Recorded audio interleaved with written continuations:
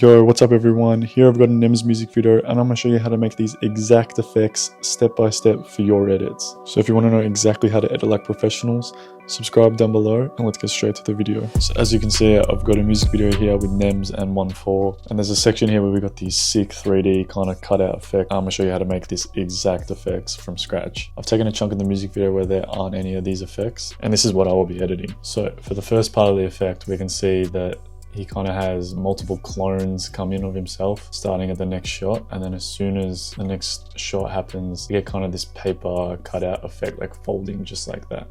So we're going to start off with these. We're going to go to our clip and we're going to navigate to the first frame of the second clip. We are then going to click the clip and duplicate it, and then we are also going to click on it, Command-Shift-D to split them, and then just delete that first bit right there. What we're then going to do is we're going to right click this clip, time, and freeze frame. That's just going to freeze the frame of whatever frame our cursor is above. So that's why you want to be at the start, and then we'll freeze the whole thing. Next thing we're going to do is we're going to click this pen tool here, and we are going to start cutting out our subject here. I'm just going to do this really quickly, but you definitely want to take your time for your edits, as the longer you spend on it, the better it'll look.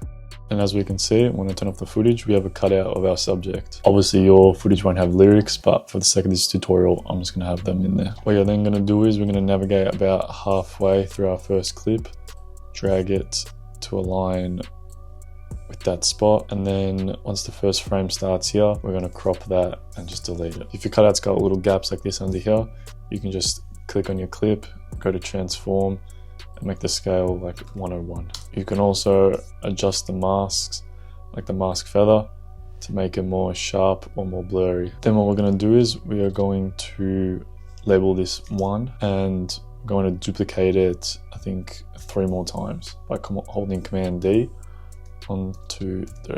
The next thing we're going to do is we're going to drag our cursor to the end of the clip, go down to transform and keyframe position. We're going to do that with every cutout and just keyframe the position at the end, because that's where we want every cutout to end up. What we are then going to do is we are going to navigate to the start, and we're just going to crop each freeze frame cutout a little bit more than the other.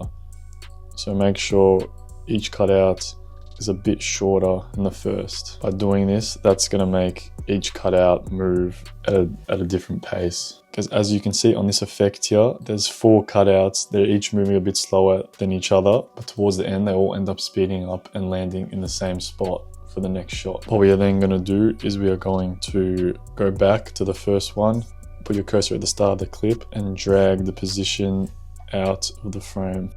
We are then going to go to the keyframe, Control-C to copy it, and then we're going to align the cursor to each clip. Make sure you click on it and just paste that keyframe one by one at the start of every one. We're then going to go in and ease in each keyframe. Then when we play it back, we can see we got 4 freeze frame cutouts zooming in for the next shot. I think it should be a bit longer, so I'm just going to extend each one, but it's completely up to your preference. I think that looks a bit better. The last thing you want to do is go to the motion blur icon here and select it for each clip. And what that's going to do is that's just going to add motion blur and make it more realistic as it comes in. And then I'm just going to select all of these, right click and pre-compose, just to make our timeline a bit neater. So that's our first effect, and as you can see, our next effect here is kind of the cutout and fall away of the end of the first clip. If you guys want effects even crazier than these that you can literally put on your edits with one click, I'm having a half price sale store-wide, including this rotoscope pack right here. This is a whole pack including a bunch of crazy unique rotoscope effects that you can add to your edits in seconds. If you guys are interested, check out the link in the description, and let's get back to the video. So to do that, I'm just going to turn off our first effect here. As you can see, there's a transition. There's like a few frame transition there, so I'm just going to delete that. Obviously, you guys won't have that in your footage. And then I'm going to duplicate this clip here, Command D, and put my cursor at the last keyframe, right click, time, freeze frame. We're going to do the exact same thing as before and cut out NEMS here. And then what we're going to do is we're going to crop it about halfway and just drag it until it aligns with the first frame of this clip here. Make sure to drag it above the first clip here, otherwise you won't be able to see it. And now all we can do is if we go down here and to transform, And the most important thing, we're going to click this icon here and make the layer 3D. And as you can see, once we click that, we get these 3 XYZ rotations, and that's what's going to make the paper-like effect look real 3D. The one we're going to use is the X rotation right here. Keyframe the X rotation, drag your cursor to the end of the clip, with 1 frame before, so you can see what you're doing, and then make it 90 degrees. As you can see, it's flapping down. The next thing we're going to do is we're going to keyframe the position here, go to the end, just drag the position. Here we're just going to adjust the X rotation until it looks flat. Once we fix that, just put the position a bit forward and adjust the tilt accordingly to what you like. I kind of like it looking like that, so it looks like he's folding and moving forward like paper. I'm going to select all the keyframes, right click and easy ease them. I'm just going to extend it a bit more because I want the effect to last longer. The last thing you want to do is keyframe the anchor point, then go to the last number and bring it forward. So it's like the piece of paper is falling in front of you. Drag that to the end, select it all, easy ease, and then we have that paper-like effect. And then when we turn on the first layer and play it back, we can see we got the effect moving smoothly just like so. To enhance it, like in the video, we can drop down here, go to our effects and presets, add brightness and contrast, go down, keyframe the brightness at about, I don't know what looks good.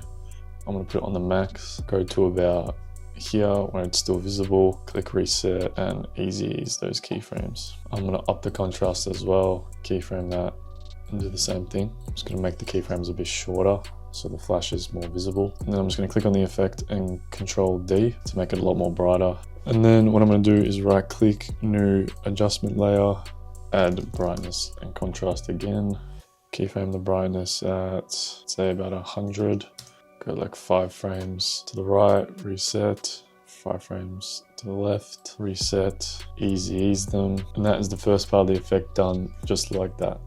For the second part of the effect, we can see as we scroll through that after that cutout, there is a rotation effect coming in to align with the next clip, and then another cutout once again. To do that, go to your clip here, Command D to duplicate, and align your cursor with the first frame of this second clip. Then like before, we're going to click time and freeze frame to freeze that effect. I'm gonna label it cutout 2, and then I'm gonna cut it out with the pen tool. And then going to crop it at the start and then a bit at the end. Then drag it so the end is in line with the cursor. And I'm just going to crop it a little bit more. And then going to go down to transform. We are then going to keyframe rotation and position. Go to the start, make your rotation 90 and make the position of the keyframe go out of the frame. We are then going to move it a bit to the right. I'm going to drop it a bit further so it looks more like it's rotating, and maybe a bit further to the right. It's not in the effect, but I think it'll look cool if we keyframe the scale and we make it 0, and that way it kind of grows into the scene just like that. Might extend it a little bit more, move the keyframes down, select them, right click and easy ease in, and then when we play that back, that looks great. Don't forget to tick motion blur to make it blurry as it comes in. And there you go, we got that sick rotation effect coming in. And the last thing we need to do is just duplicate the clip once again. Go to the last keyframe, right click, freeze frame it, crop it to the end, and do the exact same 3D cutout like we did before with this here. And now, as you can see, I've got the final cutout of here. Just copied and pasted the keyframes from the first cutout onto there. And then what I'm going to do is I'm just going to duplicate this adjustment layer, drop down and just move the keyframes to the start of that clip. And then when we play it back, we've got the sequence exactly the same as the one before. And there you go, there's a quick tutorial on how to edit exactly like a music video for NEMS. You can see they're pretty much identical, and if you guys want more videos like these, subscribe for more, and I'll catch you in the next one. Peace.